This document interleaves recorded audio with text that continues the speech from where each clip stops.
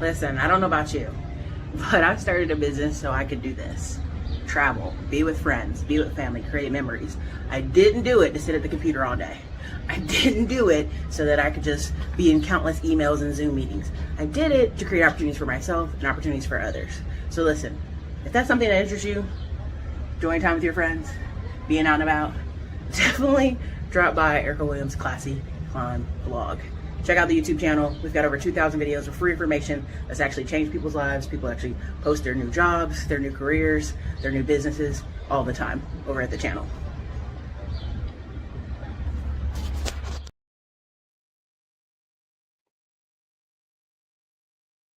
What's up, everybody? This is your girl Erica from the Classy Climb blog. As you come in, drop your city and state in the chat.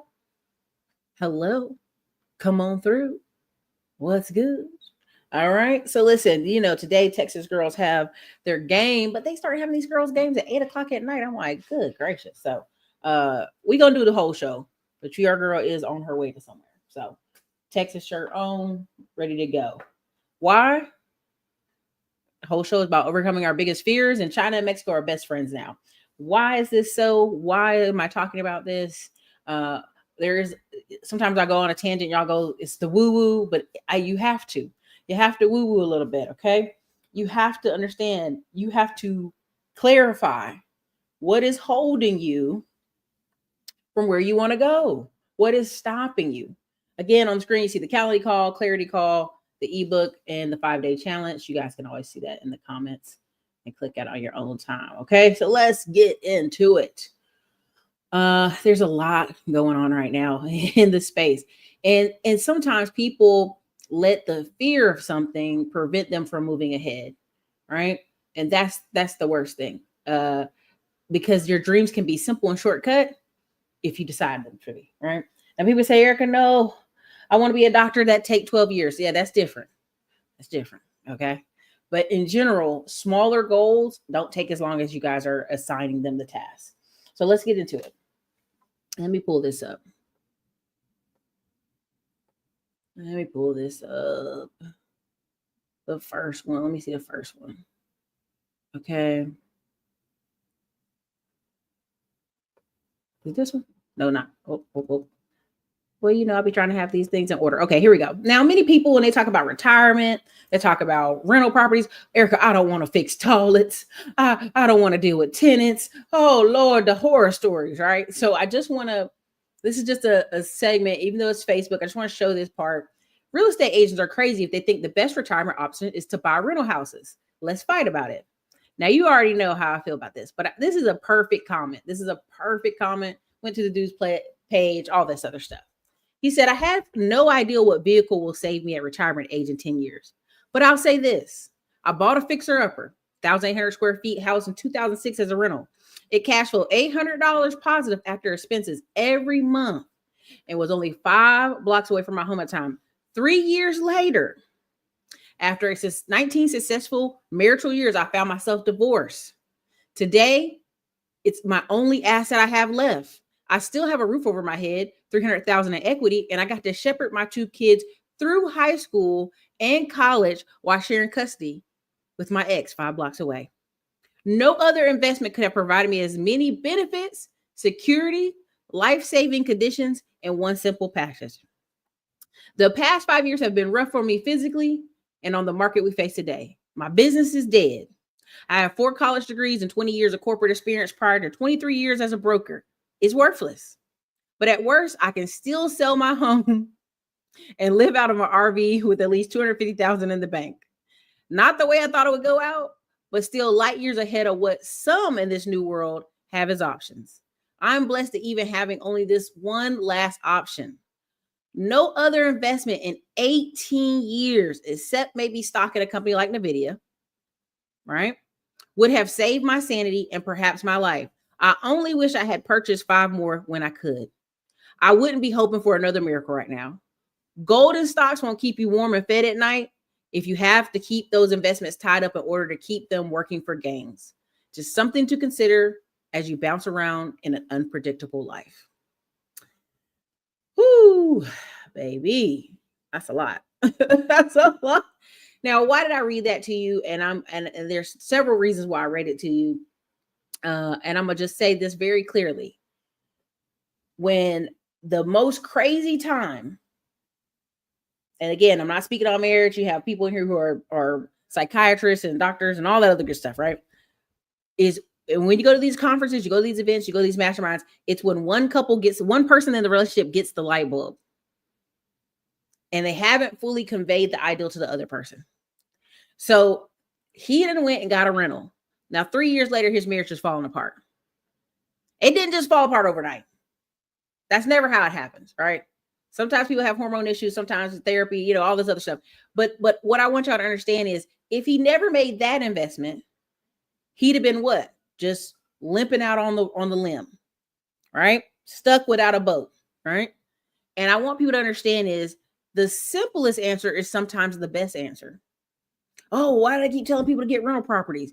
Because there's just countless stories after stories after story where somebody had 5 or 6 rentals and that funded them through retirement, that funded them through life changes, that they gave one to their kid. Even in Fayetteville, there's a neighborhood across the way from ours, my mom's neighborhood.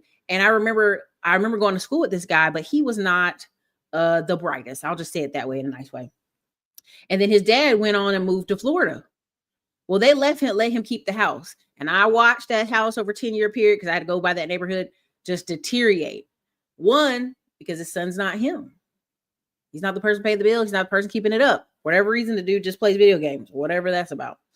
And I remember people, when I eventually finally saw the for sale sign out front, I just thought to myself, this is ugly, but thank God his son didn't have to live with him for the last 10 years.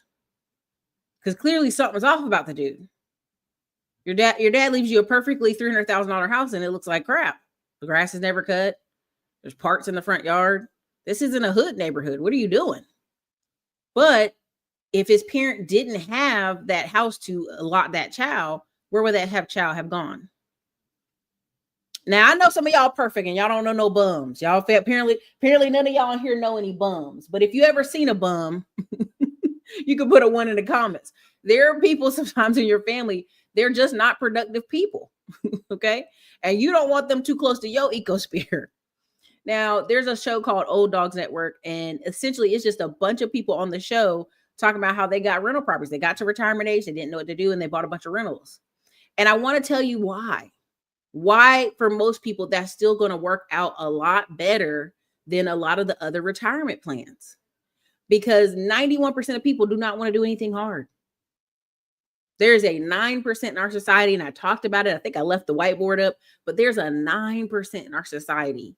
And I mean that, y'all. Like when you look at the data, when you look at that 11% of people are the only people who ever start businesses in our whole country, right? Over population, over numbers. There's 91% of people who do not want to do it. They don't want to buy the house. They don't want to buy the rentals. They don't want to invest. They may say they want to start a business, but they never do. So when people say there's so much competition out here, there really isn't.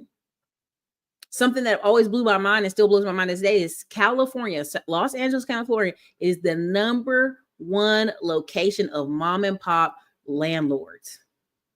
85% of LA is managed by mom and pop landlords with less than 10 properties. That's why when somebody come tell me, oh, I have millions in property. Where are they at? California. That could be 2 houses. That could be 2 duplexes. That could be 1 little old apartment. You know what I'm saying? An Issa Rae style apartment. You have to ask more questions at that point. But what I want people to understand is sometimes the simplest answer is the answer. Sometimes the straightforward is straightforward, right? Why does it work? Because it actually does work. Are there horror stories? Are there bad tenants? Are there bad people? For sure. There's nothing going to be a cakewalk, right? But you have to choose clarity and awareness. Now, what I wrote down here is some people are always dreaming of tomorrow and they're never enjoying the in-between. Now, what is the in-between, right? One of the things I wanted to do differently this past year is, hey, I'm going to go to more games. And the games I don't go to, I'm going to sell the tickets. And that'll just be pocket change and I'll keep it moving. So I had to go look. I had to email how much are season tickets? How much are booths? How much are suites? Not because I'm a diehard sports fanatic, but I wanted to be in an environment where people are happy, cheerful, Certain areas have more money than others. I'll just go there for a second, right? So when I bought those season tickets, I looked up, they were only $100, right? There's some season tickets that are closer to the floor, they're closer to 200, some are closer to 300. But at the end of the day, I'm seeing people resell those tickets closer to the floor for 200, 300, $400 in a game. So they've already recouped their money for having this prime real estate. Now, why am I bringing up games? Why am I bringing up tickets? I wanted to be able that this was a normal occurrence. I wanted it to be so normal, like, oh, I just go to the games. I check the games out. And it's not even a big issue because what happens is I'll meet people. I've never been to UT football game. I have never been to any of their sports stuff. The game tickets are $6 in the nosebleeds, of course, like, the nosebleeds. There's a $20, $30 in the nosebleeds. You could always afford to take your child one time to any of these events, right? They have a G League here, basketball team. Tickets are $10. There's always an opportunity to take your kid there. But if you don't see the clarity of, I can just add this to the schedule once a month, and for the next 4 months, have this great experience with my kid, right? Because most people tell you, man, my kids wanted to eat hot dogs. They wanted to eat all this stuff, right? And I want you to understand, this is where people live for tomorrow and tomorrow never comes. They look up, the kids are 15, 16, 17, 18. Oh man, I got to hear them, take them to the games and do this and do that. Like, no, the time to build all those bridges of connections were years ago. Right. I had a friend who said, bedtime used to be chaotic at their house. And then they just start saying, no, after 7, the house is on quiet mode. I'm just not to do too, but the kids started being like, shh, okay, you can't holler. Shh, shh, it's on quiet mode. They have red light bulbs in their, and they're not like the sexy time red. They're like the afternoon red, the burnt orange red in the den. And what that does is like, hey kids, it's 7:00. We've had dinner. We're winding down. Everybody, we're winding down. They have their notepads and little kid tablets turned down to the low settings. You have to start creating the environment you want. And what people don't fail to realize is, well, Erica, you don't understand. My kids, it's a madhouse. It's crazy. When I meet women like that, I go, you want it to be that way. I don't ever say it, but I think it because I'm like, if you want it to be different, it starts with you. If you want to sit here and, oh my God, and overwhelm, when I meet people who kids are under 5, I give them a little grace. When your kids start being 7, 8, 9, and it's just a madhouse, you can never wrangle them. You can never get it under control. And I'm so helpless. I need my dad. Where my husband at? If my husband ain't home, I'm just struggling. When I meet women like that, I'm very disappointed. Because, I ain't trying to always compare us to the 80 moms, 1970s moms, but y'all mama didn't put up with that. Y'all mama didn't let y'all act crazy. Y'all mama didn't let y'all just all day. They didn't let you drink gallons of Kool-Aid, gallons of tea. They didn't let you run it in and out the door. And we may complain how tough the boomers were, but really what we're complaining about is what?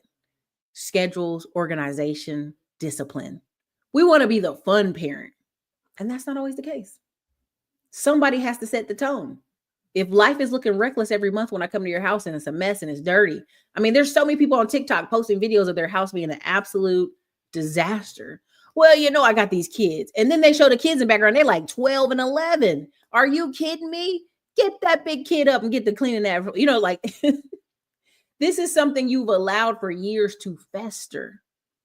You dig what I'm saying?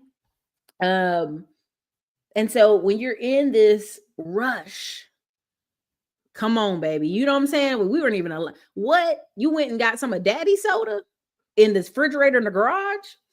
Whooping. Anyway, I'm just saying, like, my dad was like, why were you in the refrigerator? Because there's beer in that refrigerator, right? There's no beer in the house. It's in the garage refrigerator. So you was in the garage refrigerator, 1, being nosy, and 2, in the refrigerator you ain't supposed to be in. I'm just saying. I don't know if anybody else grew up like that, but daddy didn't keep liquor and beer in the house. That was in the garage, okay?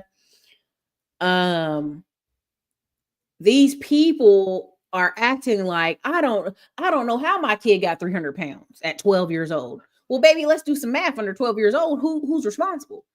And I saw a video the other day, and it was going viral, and it was a black boy. He was real overweight. And they're like, well, you guys are being mean to that kid. He's going to grow out of it. This is a historically said thing by black people. He's going to grow out of it. He's going to grow out of it. He's going to grow out of it. And it's like, you don't know that. We see way too many kids who are so overweight by 17, 18. Now they got to go through these, like, not necessarily gastric surgery, but these transformations from 17 to 20 where they're going to the gym all day and night. And they're just trying so hard to lose weight because the parents have set a tone that they don't realize it just goes up. Pushing the boulder up a hill is a real saying for a reason. Okay. So I'm moving and half the house is boxed up. So I hope these videos aren't terribly echoey right now. But what I've started doing is I've started going to the different gym that's closer to the house, the new house. I started going to the grocery store over there so I can get used to being at that grocery store. I started putting myself on that side of town at around 5 o'clock, 6 o'clock, 7 o'clock. Okay, what's the traffic look like? What's the kids in the neighborhood running around with? How many bicycles am I seeing? I'm already I'm setting the tone. I'm manifesting where I'm going. Now, in the meantime, hey, I'm not going to be sad. We're going to cook good dinners. We're going to, the house half boxed up, but we're going to have a good time, right? Because I'm preparing myself mentally for going. A lot of times I talk to people when they move to a new house or they buy a new house, they stressed out. Oh my God, it was so exhausting, Erica. And I said, what was exhausting? I had to box up my house. I had to move. I had to do all this paperwork. And they get into this very sad, mopey, complaining mode. So now they have already gone into the house with bad energy, bad negativity, complaining about traffic, complaining that it's all a surprise, complaining they didn't understand the move. What are you talking about? Complaining about property taxes, complaining about escrow. Baby, this is things you were preparing yourself for. You should have, in the process of moving, is not looking at HGTV, not looking at what you want to put in the house, but what all it takes to manage this asset. And this is why when I hear so many people saying, Erica, nobody can afford to buy houses. And then you come back and you say, well, there's houses in Florida for $285. There's houses in Fort Worth for $285. Are you saying you can't afford it? Oh, I didn't know those might be in the hood. And you start showing a place that they're not in the hood. They're over here. They're over there. Right? When you start doing that, they get really frustrated because you've challenged the comfortability. Most of us just want to be comfortable. We want to come home. We want to have our parking space. We want to sit down and chill. And this is how you'll see people in new construction and new apartments live there for 4, 5, 6 years. And look up and like, man, you've been over here that long? Yeah, that's crazy. And what's crazy about it is because you have not challenged yourself. You've been comfortable. Every 2 to 5 years, there should be some type of disruption in your life. And hopefully it's not your marriage, it's not your kids too far, but there should be changes because your kid at 8 is not the same kid at 12. Your kid at 12 is definitely not the same kid at 17. All right. Your kid at 5 is not your kid at 10. Right. And this is why when people start getting, oh my God, it's so much, Erica, it's so much. I'll be talking to them, I'm like, but you wanted to buy the house. You wanted to move. You knew this was a disruption moment. You knew you had to pack things up. You knew you had to take the things out of your garage, right? You knew you had to start moving that way. What's all this? What is all this frustration? And again, that's the law of opposites. Y'all can go look all that up. We've done previous videos on it. Is the thing you want is opposite of what you have right now. So as you go towards it, guess what? Stuff is going to come your way. Obstacles are going to come your way. Things are going to come your way. Pushback, little pushbacks. And you have to decide, I want that thing over there so bad. I'm going to push through. All right. Now I'm talking about houses, but you could also do this for relationships. You see these people, I have a friend and we made a joke. I said, when the last time you walked up on a woman and just start talking to her? I ain't done that in 5 years. Then what are you talking about? You're making up scenarios in your head. So immediately, I talked that smack. So the next week he went up and walked to talk to a random woman. And I said, see, that wasn't hard at all. It becomes a thing of you build up the fear in your head so big that talking to strangers and talking to women and talking to men, and they're so bad out here. They're so crazy. They're so delusional. You're making these boogeymen in your mind. This is why these people are so angry when you see them online, right? They want the relationship. They want a woman. They want somebody to come home and cook home to. But when you start saying, well, you got to compromise. You got to cook dinner sometimes. You got to dress up. You got to be, oh man, I ain't doing none of that. And so you're already feeling the energy of their fear. That isn't, oh, I'm a logical person. No, that's fear. You're afraid of, you want a certain type of person and you might not get them. Where does that come from? Right? You'll hear people, I saw this big fat man on a show talking about he wanted real skinny, fit yoga women. And the guy with the microphone in his face is like, brother, you fat as hell. What the hell are you talking about? You're not even in a space where you would find those type of women. Are you even walking around the gym? Are you even in a mental health space, right? This one guy said he wanted a woman that hikes. And he clearly didn't look like he hiked anywhere. Okay. So when you start saying, I want to date a hiker, you got to change up your tone, right? I took I took my boo thing to this place. And I'm like, years ago, I hiked it, no problem. Your girl was out there just life done caught up on us a little bit of weight too. So I'm like, oh, let me take you to this place I used to go to all the time. Man, I'm out there hiking. I'm like, oh, Jesus is Lord, help me, God. I'm breathing hard. He looking at me laughing. He's like, I thought you went here before. I'm like, I did. But that was Erica a couple years ago. That's not Erica right now. Erica right now, you've been out here in a minute. You know what I'm saying? It's steeper. It's the air. It's hot. That's what it is, right? And what you have to realize is you have to consistently be in these spaces when you start saying, identifying as this person. That's why you'll see people, they'll be 40 years old, wearing they Kappa stuff, 40 years old, wearing all their college fraternity stuff. You'd be like, baby, you ain't been out there in 20 years. What you got that stuff on for? Right? Or if you see somebody wearing clothes that no longer fit or having hairstyles that are crazy. Like you ever see some of those military guys, they'll have a box haircut. Baby, this ain't the 90s. This ain't G.I. Joe. Where are you going with that haircut? And what happens is people get stuck in a timeline of where they were most happy, where they were most fulfilled, where they had purpose, where they had mission, where they had stuff. And sometimes you have to tell people you got to let go and have new adventures, new opportunities, new things you chase. Right? I had a couple friends, they moved from here. One moved to Colorado, and I'll call them associates to make it better. Moved to Colorado. Less than 6 months later, he was dating a woman. He got married and had a kid. Everybody's like, whoa, that was fast, dude. He was like, well, just found what I was looking for. Another friend moved to Arkansas. He's up there and he's like, oh, ain't no women up here. Ain't nothing up here. Wait a minute. You just sold us everybody. You told everybody how you got to leave this city. You want to find a country girl in Arkansas. You got to go over there and find her. She's on the top of your mind. But when you get there, guess what? Who went with you? It's still you. This is why people like to move, because they believe if they get to this new place, they'll be a new person. And the truth is, no, you take you everywhere you go. You take you everywhere you go. Okay. And I want that to really seep in is your choices are shining, right? Your life choices long-term are shining. The cities and the places you go and the opportunities you run into, they're just showing your choices. Now, I had a friend who he says you'll lose people two ways. Okay. And the reason he said this, and it's good, he's like, when he started getting promotions, we have two friends that work for IBM, and one, she done got up there. She making big bucks, but I say 180 just so y'all don't be digging around on LinkedIn and looking for her ass. Okay. So I say 180, but I know it's more than that. Right. And then we have another friend, he kind of got stuck in a position where he couldn't really get promoted more. He's just kind of stuck there. Right.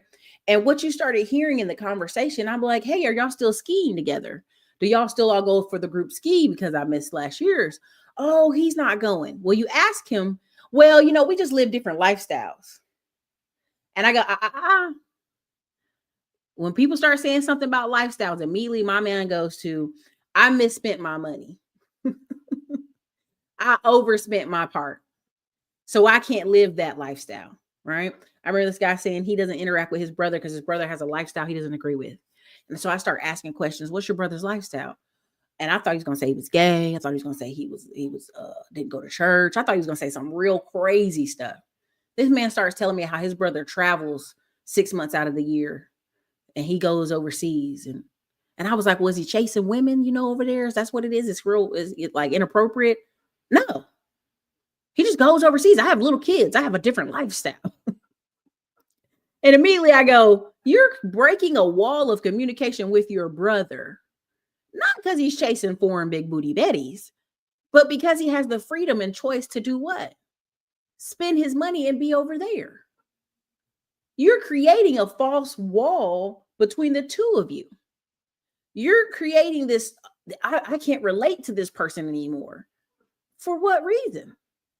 And you have to realize a lot of times when people break apart from people's lives, it's not because you did anything. It really, the more they look at you, the more it reflects on what their choices.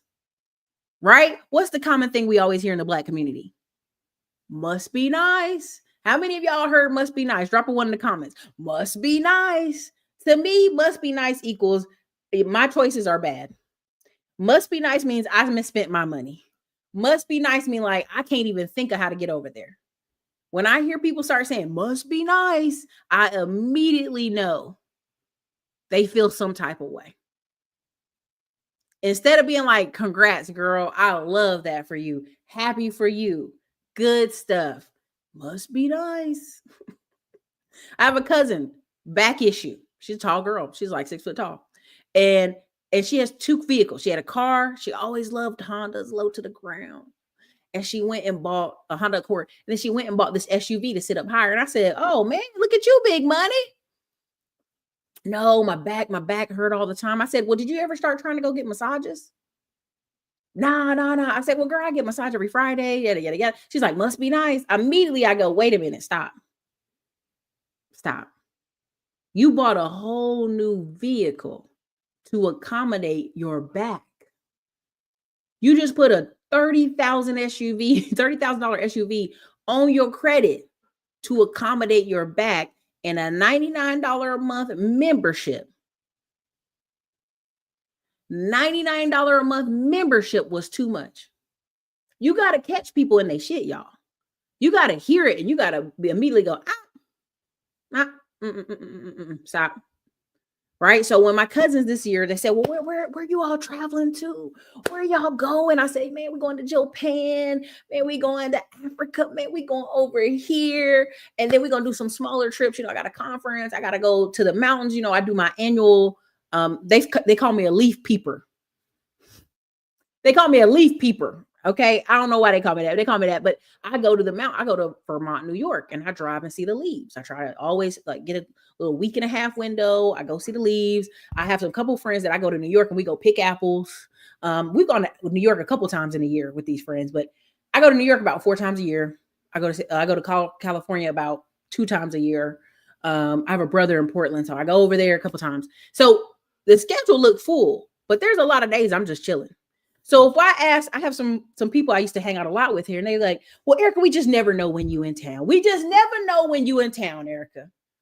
And I go, baby, that's what phones are for. That's what a text message is for. But what they're really saying to you is you are doing things that, gosh, I want to do, right? I want to be free to do. And the fact that you're still so free to do it is upsetting to me. I really want y'all to understand that. Like when I hear people say, well, I just can't hang out with single people anymore. Their energy's crazy and they doing stuff and they dating women. I just can't. The lifestyle's different. What they really are saying to you is the freedom to move around is irritating my spirit. It's irritating me. But the crazy part is when I'm like, it's 2 of y'all together. It's 2 incomes. It's 2 minds. Y'all can sit here and really think about how to move forward. No, you cannot join the live stream. No, you cannot. I don't know who this is, but y'all block ministry, put that person in timeout. Okay. And so I want y'all to understand when people start saying that. Now I'm gonna go ahead and show you the videos I wanted to show you. And I think it's super important. Cognitive dissonance will rob most people a better life. That you already know. Woo-woo keeps one grounded in simplicity and practically. Question: what is always approaching but never comes? Tomorrow. There's only internal now. Enjoy the journey. Listen, when I used to tell people, when I saw Irv Gotti complaining about the 90s and how he failed and all this stuff, it was kind of weird, right? Hold on. No worries. Time out. Block ministry. Okay. When I started hearing him talking about these young girls only want your money, and that's crazy. I'm Irv Gotti. And the guy was like, you're 50. You're 52. What are you talking about? That's what the young chicks want is the money. And he had that face like, but I'm Irv Gotti. And so it made me sad for him because it was like somebody living in the past. You dig what I'm saying? I don't understand why people work for something like getting a house. Yeah. And then like there's TikTok videos where the women had the house and property taxes change or whatever, insurance changed, and it went up $300 a month. I don't even want the house. So $300 a month, you don't even want your house? That's crazy. What that tells me is instead of you sitting back and saying, let me call a different insurance company, let me call and get my escrow removed from my payment, let me call and adjust things, let me call and see if there's somebody else who can give me a better quote. I don't even want the house at 300. So now they got to start disrespecting the house and saying how they don't want the house, which is the opposite, right? It's stupid, so that they can feel better about getting rid of it. Right? Now, same thing with that man that was married after 19 years, his wife left him. All I got left is this house. He's still living in the past. He's still living on, I used to be married 5 blocks down the road. I used to be that with that woman. And at this point, I tell people this all the time. When I talk to people that are being divorced, sometimes they tell you a story. You be like, oh my God, that's so sad. And come to find out they've been divorced 20 years. They've been divorced 11 years. And it's like they're still there. That's why those churches make things called divorce care. That's why there's therapy out there, y'all. Because you have to go to the next section of life, no matter how hard it is. Okay, what's next after this? What can I do after this? Right? What can I do after this? That's what you have to be hearing. The second you hear must be lights is fixed. The second you fix your plate and make your way out. For sure. For sure. Because I had a family member tell me they had 27 credit cards. I said, let me tell you something. If you don't get your ass out of my face, that don't even make good sense. You know what I mean? Like, and they don't even have business or nothing. They just have those credit cards. I was like, for what? For what? Right? I have a family member like, oh, you still making them YouTube videos? Yeah, I still have a business. Been running it for 10 years. Been doing over 350,000 every year, north annual of that for multiple years now. Been making more than tech folks for years now. It's no biggie. It's no biggie. Been doing it for years. It's a system. Sometimes you get stuck at levels, but it's a system. So you don't. Bitch, I hate you. All right, let me show you this. Let me show you these 3. And I just want to show you mindset, when you put your mind to it, that kind of thing, right? Let me start there. Now, China not playing with us. China's like, we gonna get where we gotta go. Now, many people were upset because they were saying, Erica, drop shipping's dead because it took all this time for China to get its products here. They had all these problems with the Panama Canal. Now, I was down there in Panama Canal. You have Brazilians, Italians, all kind of people having shipment companies and warehouses. And you have a lot of the new Jewish young men going down to Panama, investing heavy in Panama. You're going to see a lot of Jewish influence in Panama in about the next 2 years.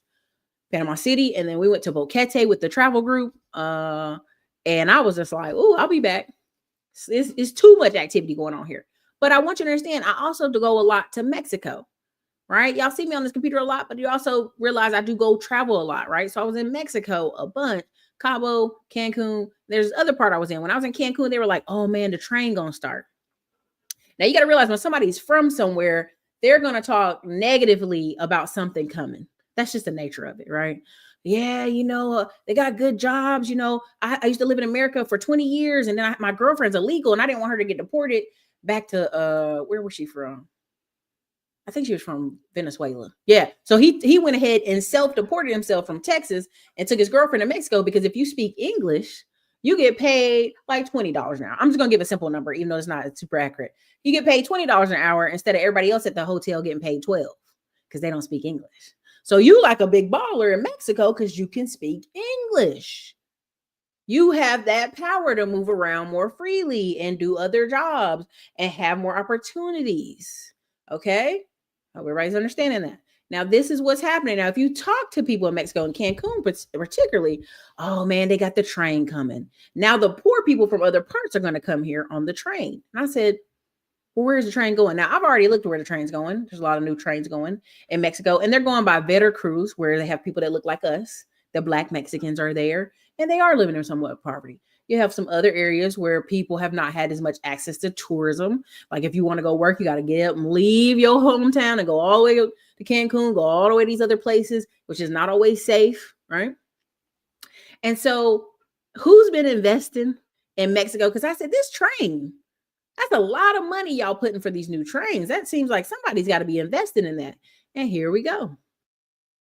What do you think about this game-changing development?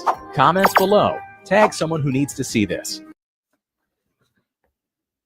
China's new gateway to the Americas? And that in Mexico? Wait, what? The mind-blowing story nobody's talking about. China's been quietly investing in Mexico's port of Manzanillo, creating what could become the new Silk Road of the Americas. And 99% of people have no idea this is happening. Here's where it gets wild. While everyone's caught up, China's making a bold move to bypass US-controlled trade routes to the Americas. Ready for this? This new route could cut shipping times by up to 5 days compared to the Panama Canal. What? 5 whole days? Game over, Panama Canal. But wait, there's more. This megaport is Mexico's express lane to Asian markets. We're talking billions in investment, connecting them directly to the world's biggest economies. The plot twist?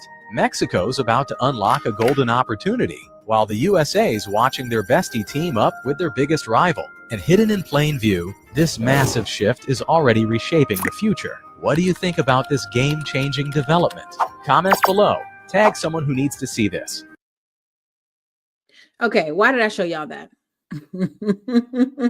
Why did I show y'all that? Why did I talk about Mexico? Whenever situations on the ground change, people are, I don't know if y'all remember seeing Game of Thrones. I love Game of Thrones. I'll talk about it too much. It'll get on people's nerves. Chaos is a ladder.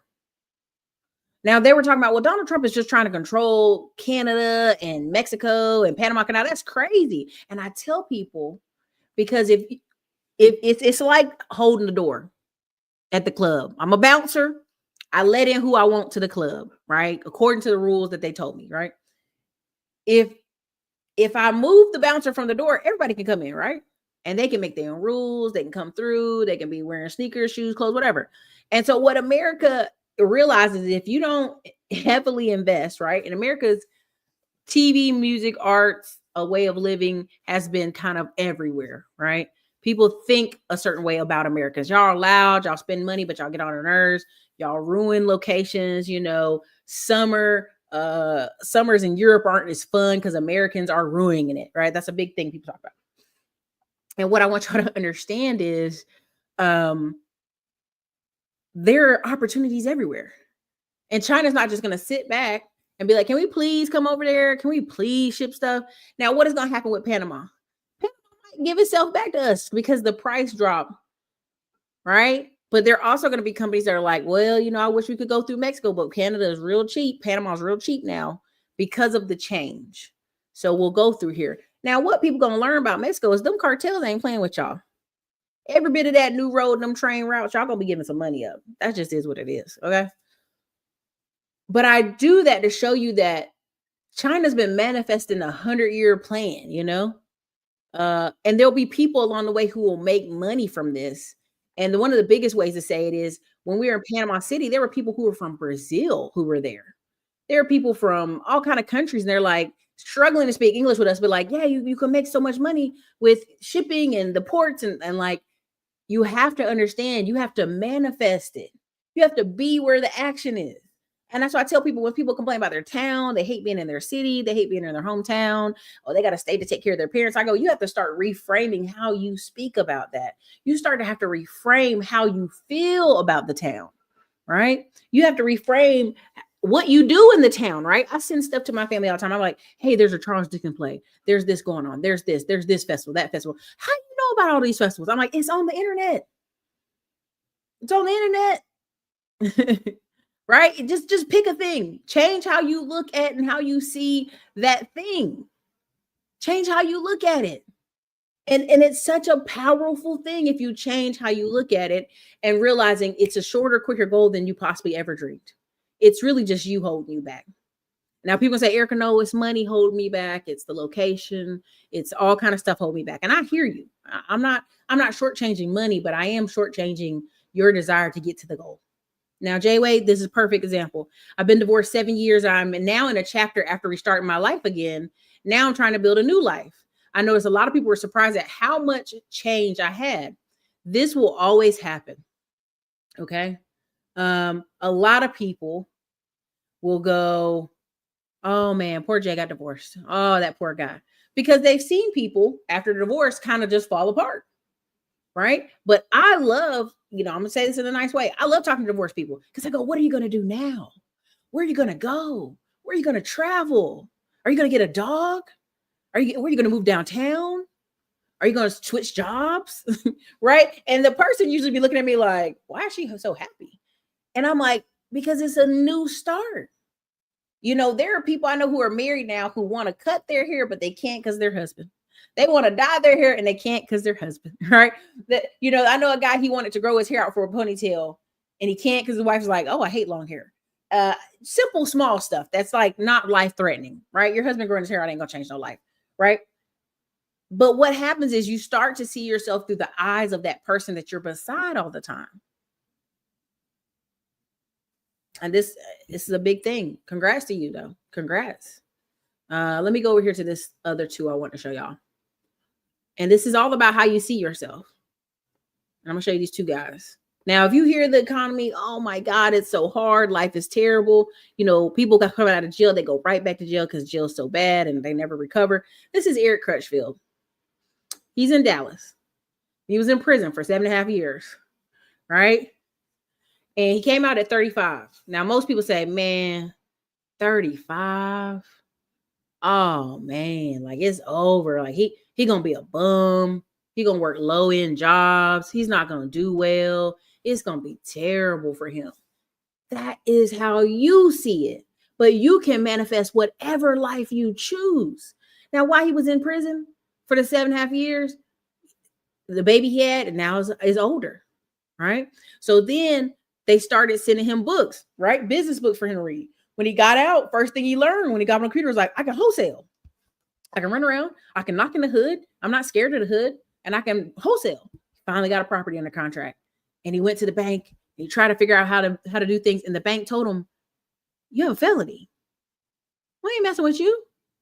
So he had to learn I got to really sell this property. I got to figure out computers. I got to be online. I got to really get into it. Him being able to take that 50K hood rat property in Dallas, in the east side of Dallas, all he could figure out is he had an uncle that had $50,000. He said, look, I'm going to use my credit card and you can tear this house down and maybe somebody will buy it now if you tear it down.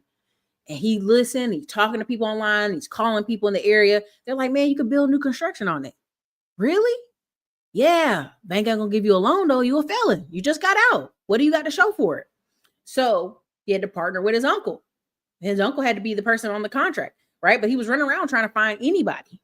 And so when he built that first home and he sold it, he was like, oh my God, this is amazing. So he's been out of jail 5 years and he's a multimillionaire. Now you're going to say, well, Erica, he had an uncle and the uncle had a credit card and this happened and that happened. But you have to understand there's countless stories of people coming out of jail. And because they're like, I have to do this. I have to have a better life. I have a child that I've never seen and they're 7 years old. And now I have to figure out, well, he's 6, child was like 6 going on 7. I have to figure out how to be a part of this child's life, how to have some money. I know I can talk well. I know I can get on the phone. I know I can call people. I know I can knock in the hood. And once you start that domino rolling of people see, look at this person. They've accomplished this great feat. Now other people believe in you and other people want to invest in you. Now you go look at his page, you go look at his story. I enjoy it. People who, even though he's a little flashy, and it's like, why not? Right? Why not? It would have never happened any other way, right? America, only in America, right? Because not in America, he'd have been somewhere slugging bricks. Okay.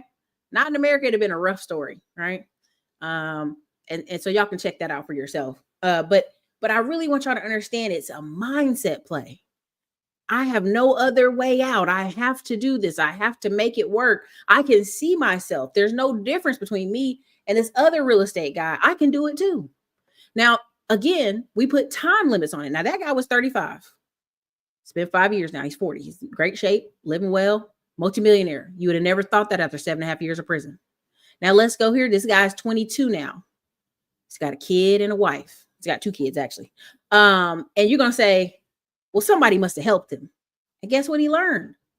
After you turn 18 years old and you go around asking your neighbors, anybody want to sell their land? I'm just trying to build a house. I saw how to do this on the internet. I saw how to be a real estate person. I can do it. So of course, guy does it. It's in a little bit of cheaper area, very much cheaper area. And so he does it. Right? And he has a whole YouTube channel. Let me see if did I pull that on up? I may have not pulled that part up. Oh, dang. No, I did. Hold on. And I'm showing you this because what happens is people will put age, years. Oh, Erica, it might take me 5 years before I can save enough money. You're like, wait a minute. Who told you that? Who told you that? No, that's not the page. What am I trying to do? I'm trying to pull up the YouTube. Sorry, my bad. Hold on. If this is helpful information, put a 1 in the comments. I'm just trying to help you reframe your mind. Because a lot of people will say, Erica, you don't understand. I'm divorced. I'm old. I'm this. My kneecaps hurt. My back. I'm like, you're creating mythical obstacles. Stop it. And so up here, he's got scared money don't make no money, which is cute. Teenagers. Now, you go down here 2 years ago. He's like, I think I'm going to build a house. All right. I'm going to show you. I purchased my lot, right? Showing you this. His girlfriend's a realtor. That's a whole nother conversation. Okay. She's a baby mama now, wife, whatever. And he just goes through the steps. All this stuff is template. All this stuff is template. Now, some of this stuff you can tell it took him a long time to get it done. But again, when you're young, you don't have as much money to access. You're learning on the go, right? Okay. You can go look at his stuff for yourself, right?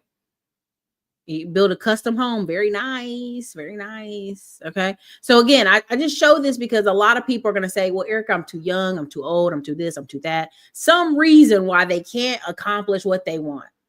And I'm not going to let you go out like that. I'm not going to let you go out like that. I'm not going to let you tell me, oh, it's too expensive. Erica, you don't know because I live in Atlanta. I live in New York. I live in Pennsylvania. I live somewhere. I literally found this house I'm moving in because I was looking at 5-acre farm area land lots. I happened to drive by this place and I was like, oh, wow. Let me go in here and look. Let me talk to this builder. Hey, what are you doing over here? Hey, man, we got builder incentives. We got closing cost credits. We'll pay you to move, basically pay you to move in this thing. We'll pay you. I said, well, let me go look at it. Let me look at it again. Man, I looked at that place. I said, you know what? We're going to do it. And in 2 years, by the time I build the ranch like I wanted and could put a house out there, great. Big time party, Texas. I don't know if I'm gonna let y'all on my ranch, but we're going to figure out how to do a big time party somewhere near it, right? And so in between, if I said, man, it's going to take me so long to get the ranch like I want it, to get the farm like I want it, to live this big Texas ranch life, it's going to take so long. I'm just going to be sad for the next 2 years. Heck nah, man, I just got a house. I'm moving into a newer house, new neighborhood. I got a garden ready to be planted in the backyard. I've been drawing my fire pit and garden stuff in my backyard cooking. You have to have an in-between time. You have to have a goal. You can't say just because I can't do the first thing right now, I'm sad. That's not how life works. It's not. And and really the future goes for people who are ready to say, yeah, so what? What's the next part? Now, prime example, I talk a lot about small business owners. I'm a small business owner, but there's a lot of people who are solo entrepreneurs. They basically created a job for themselves. And whenever I talk about hiring people, well, Erica, I don't have any money. How can I hire somebody? And I go, well, we got to start thinking, how can we? Can we get a VA? Can we create $1,000, $5,000, $10,000 in stuff the VA can do that will give you a return? If we can't, we got to figure out what we're going to do now. Now I'm going to show you this right here. Do not, I already know what people are going to say. Well, pays more, be lies. And like, I don't need that. He got enough issues, but when somebody, the message, not the messenger kind of moment here. Okay. So let's go ahead and get to it. Dang it. Okay, here we go. This is this whole video. You can go watch this on your own time, but it's like, why do solopreneurs fail? Why do CEOs scale? And again, I'm at the 16-minute mark, so you can go back and watch this on your own time, but it's only a short segment I really want to use. So here we go. happens is you invest and you have to gamble. And so, Seth, the answer is, I would say the toughest thing that I deal with all the time is I'm gambling. I have a pretty good intuition, kind of like you. Like, I have a good tuning fork. I know 90% of the time, but then 10% of the time I'm like, gosh, damn it. And so if you want to get to a point where you actually own a business, you have to fight through this. You have to hire somebody. What most of the time people do, they try and bridge this gap between the 91 to the 9%. So if I want to bridge from 91 to the 9%, how do I do this? And what do most people do? Here's what they do. Instead of hiring an employee, all of you guys have done this or are currently doing this right now.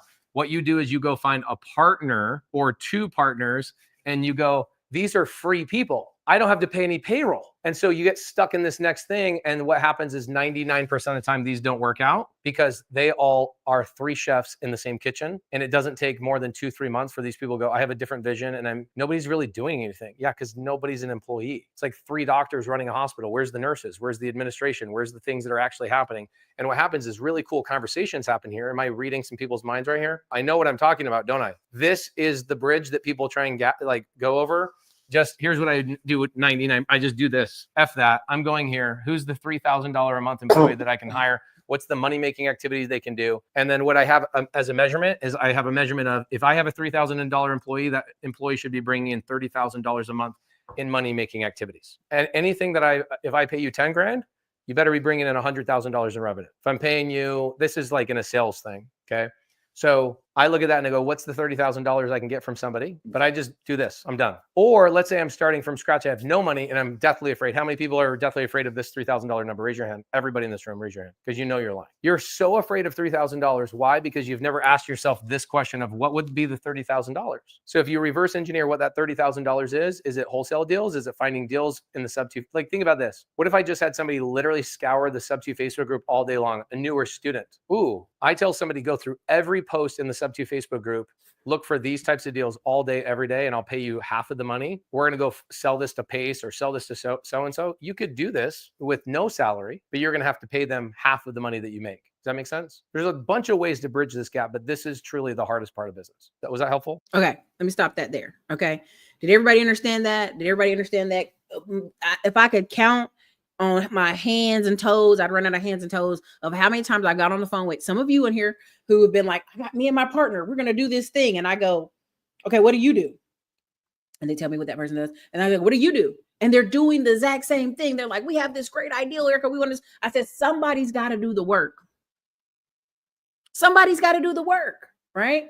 And and what happens is we have all this fun, all this energy. We're partners. We're laughing. But if somebody's not doing the back office and somebody doing the front office, we're just repetitive. This also applies for relationships. Okay.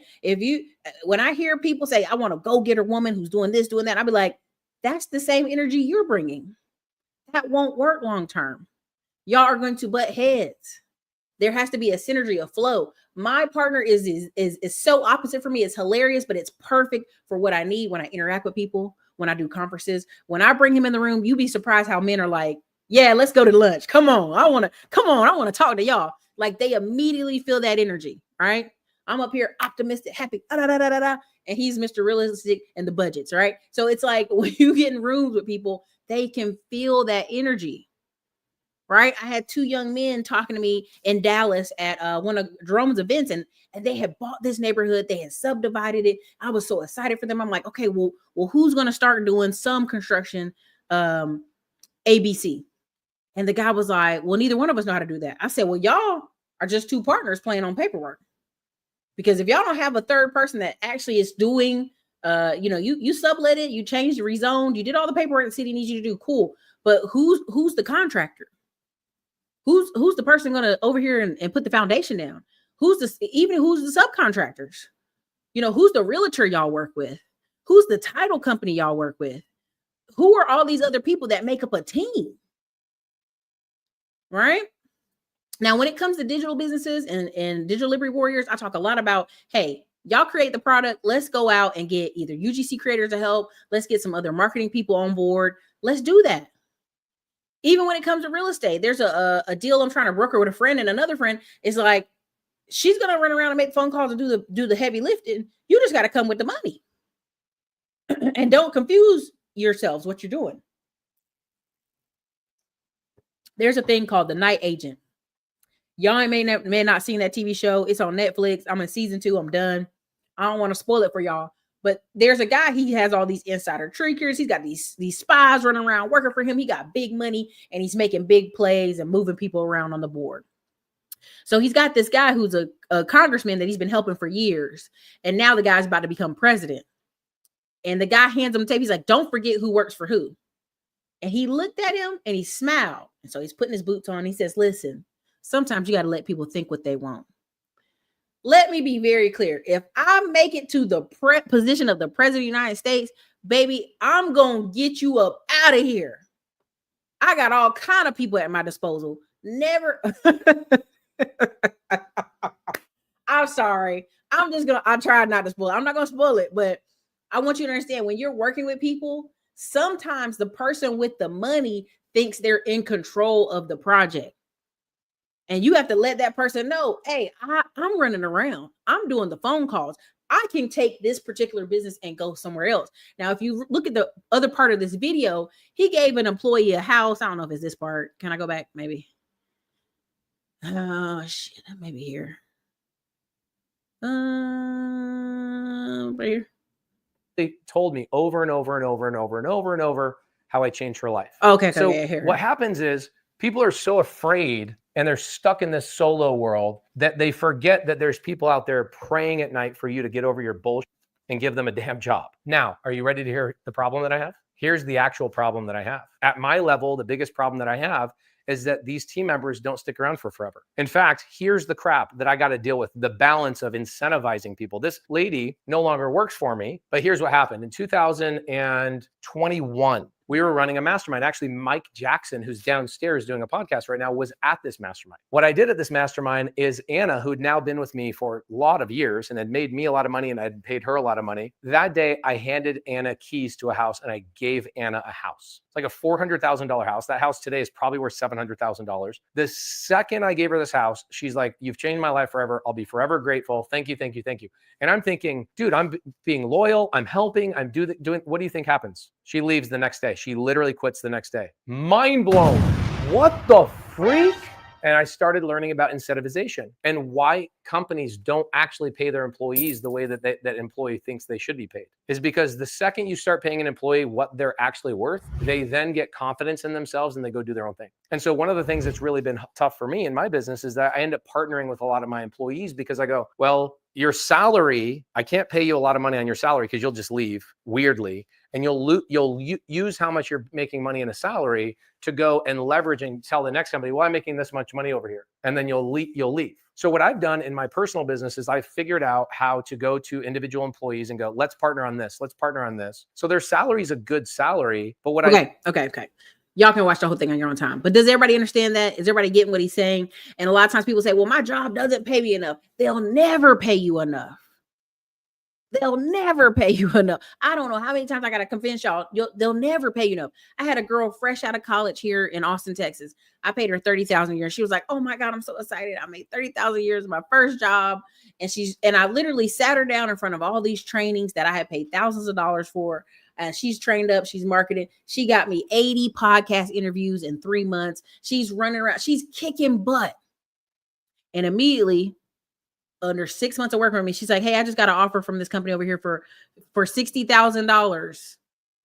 And I got this other offer for $50,000. Can you match it? I said, girl, you just got here.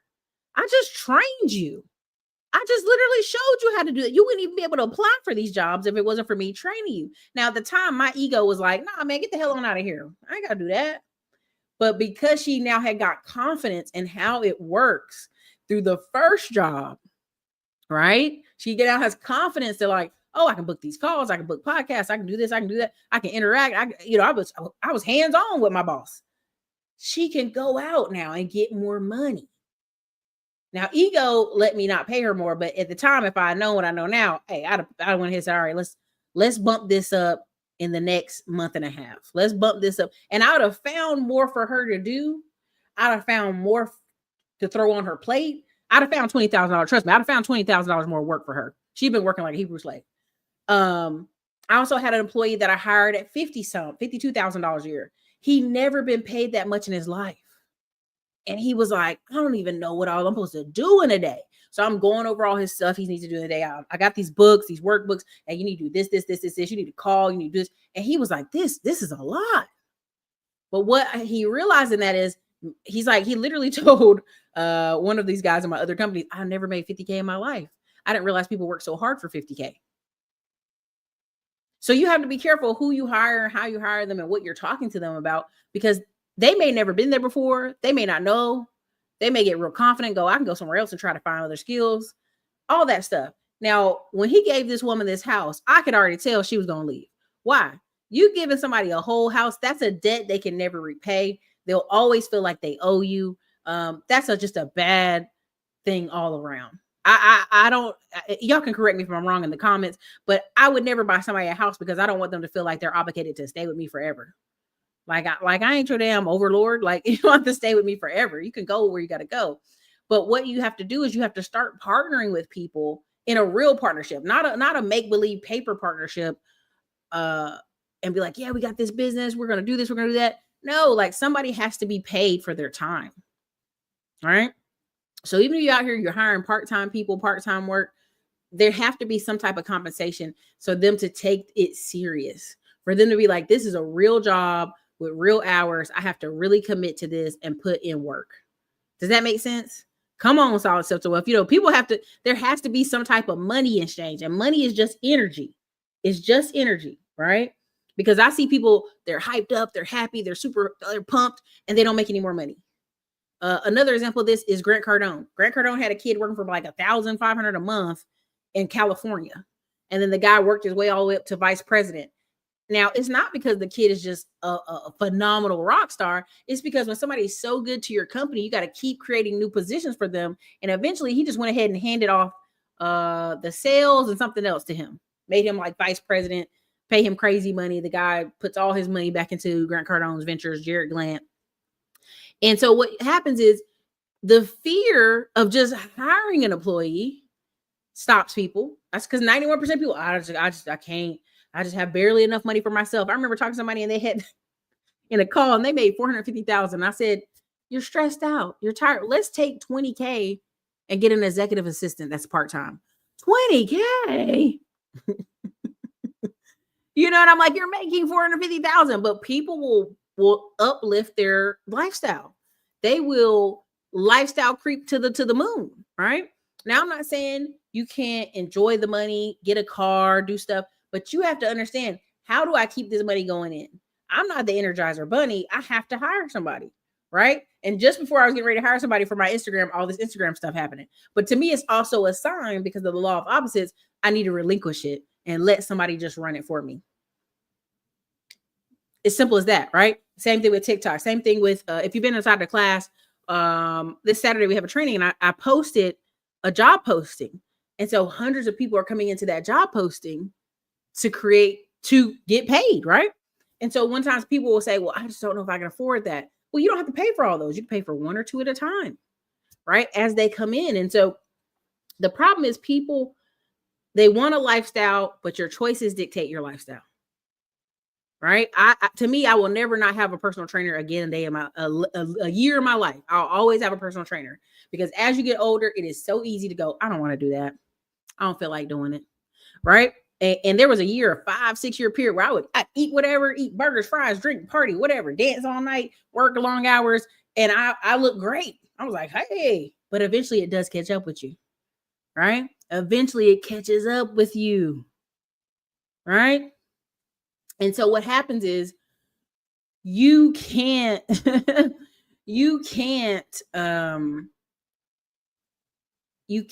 I want this particular lifestyle and I won't go for it, right?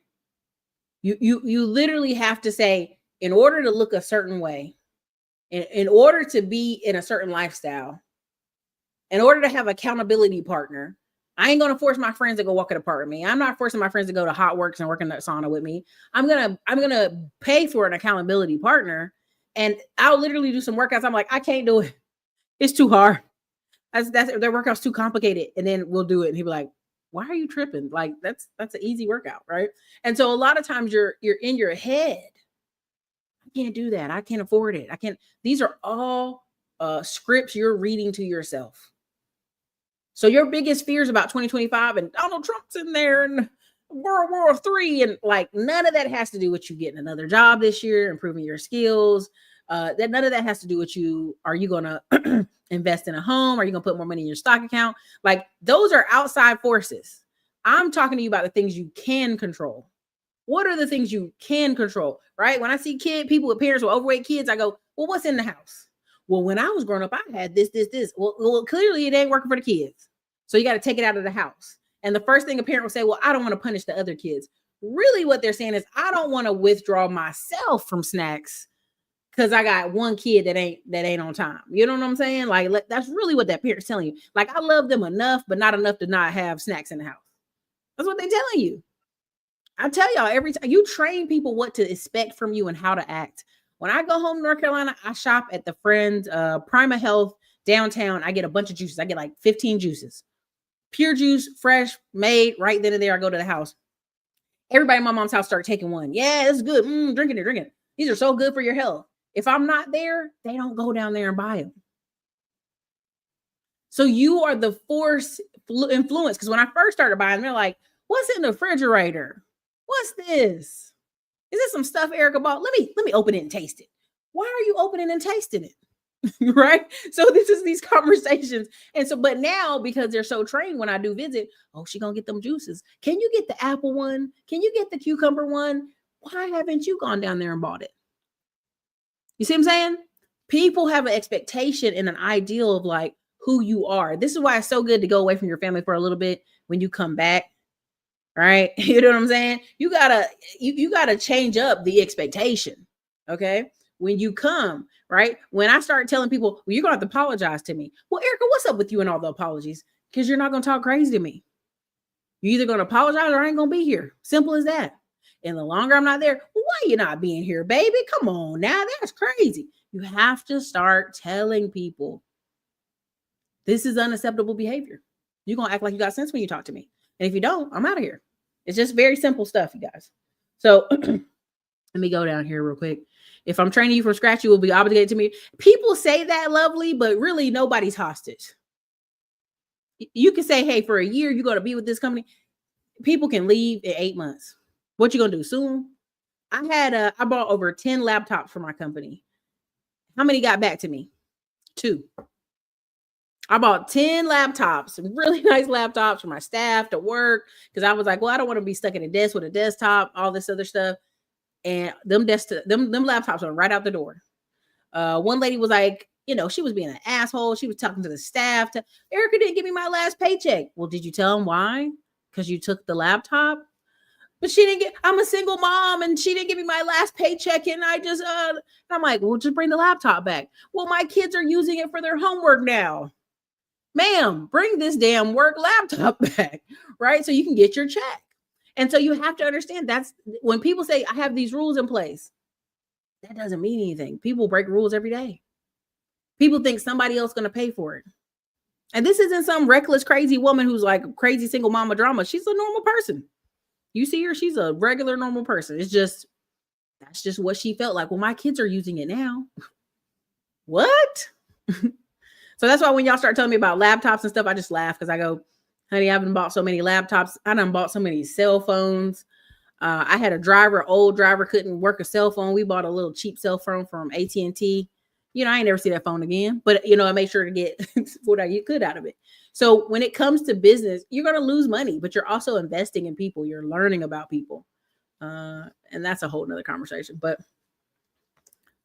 do you think if he had given her a house as an employee housing, that could have worked out? Because she would lose the house the moment she left. It isn't hers to sell with no living expenses. Well, and that's the thing. It's like if somebody is giving something as a gift, it's a gift. He to me knows he gave her the house when really he should have, if you watch the video, he should have gave her part ownership of the construction company. He was making $1 million a year. So if he just would have said, hey, look, you can get 30% of this company. And he went back and later asked her what happened, right? And that's what ended up happening. It's like these people help you grow this company to this size where it's making you $1 million in your pocket after all expenses. You have to elevate them, right? The prime example, there's a friend I talked to about group homes. And I was like, okay, if I get 3 group homes in North Carolina, I'm not moving to North Carolina. I'm not being there every day. I'm going to pay someone to be manager. I'm going to pay them $90,000, $100,000. I'm going to make them go to conferences. I'm going to make them do a lot of work for it. But for that region, that's big money, right? That's big money for that region, for them to be over 3 houses and staff and build people. I'm just going to be a backup. You know, if there's an emergency, call me. You should call 10 people before you call me, right? And that's usually how it works, is you start giving people either ownership or so much pay that if they leave, they can never get that pay anywhere else, right? You want to pay them so that when they look around like, shit, there ain't nowhere I can go and get paid like this, right? That's what you really want. Okay. I train martial arts because having coaches keep you accountable is super important. At this age, it's easy to say I'm too tired from work. That's right. It's so easy to say, you know what? I'll do it tomorrow. Right? What did Rocky say? What did say to Rocky? Rocky, there is no tomorrow. Right? It's easy to be distracted and do nothing than actually work on your goals. This happens to people. It's a dopamine thing. But that's just it, G-man. It doesn't matter. It's a write-off. It doesn't matter. People love saying something's a write-off or charge-off. No, it's physically me putting my money into buying things for the office. If I come in the office and you're printing 50 pages of paper for your kid to do their work, I didn't pay for that. Like, why are you wearing up my ink, right? And when you're a smaller company, you're more on top of the expenses. Even though that year was one of my best years financially, made a ton of money, stuff was moving and grooving, not paying attention to the small details or the gaps is what will throw anybody's company off. And I know people are like, hey, just a couple laptops. It's just a couple pens and paper. It's just stacks of this and that. It's just chairs. It's just TVs. It's like, it adds up. It adds up, right?